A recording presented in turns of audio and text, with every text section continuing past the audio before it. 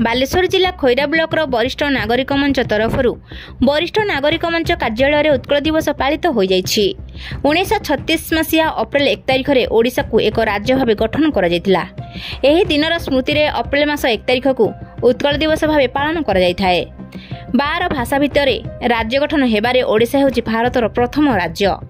1568 शेष राजा मुकुंदेव देहांत पर ब्रिटिश शासन अलगा हो एक स्वतंत्र उत्कल प्रदेश गठन करने मधुसूदन दास, फकीरमोहन सेनापति, गोपबंधु दास, नीलकंठ दास, गंगाधर मेहर, राधानाथ राय, वासुदेव, सुढलदेव और कृष्णचंद्र गजपति चेष्टा आंदोलन तेजी थिला।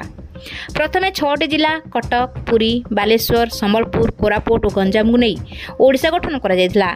एक स्वतंत्र राज्य गठन पर मुख्य विप्लव भावे उत्कल सम्मेलन कार्य करिथिला। यह गठन हेबाठारु 3 दशंधि धरी एही कार्य लागि रहिथिला और स्वतंत्र ओडिशा प्रदेशर मूलदुआ स्थापन करा जायतिला। मधुसूदन दास, गोपबंधु दास, फकीरमोहन सेनापति, नीलकंठ दास, गंगाधर मेहर, राधानाथ राय, वासुदेव, सुढलदेव और कृष्णचंद्र गजपति, नारायण देव आदि नेतृत्व में यह आंदोलन अधिक तीव्र होता। सार ऑस्टिन हबाक ओडिशार प्रथम राज्यपाल भाव में शपथ नहीं।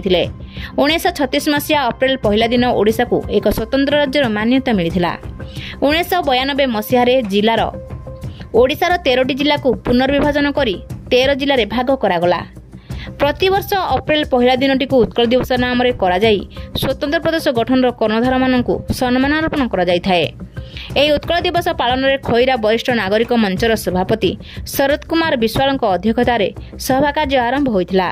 संपादक मुक्तिकांत शतपथी, कोषाध्यक्ष अनामचरण पंडा और अन्य समस्त सदस्य माने उपस्थित रही निज निजर वक्तव्य रखिथिले। सेमानक मध्यरु प्राक्तन अध्यक्ष बसंत कुमार खिलार, डॉक्टर अभय कुमार नायक भाषण माध्यम उत्कल दिवस पालन निजर वक्तव्य रखिथिले।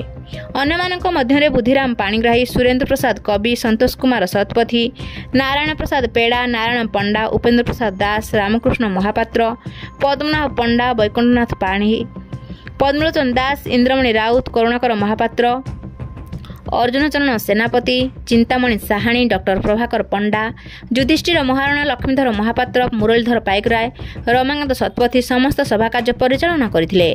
अरुण कुमार स्वाई सर्वशेष धन्यवाद अर्पण करथिले पद्मलोचन दास।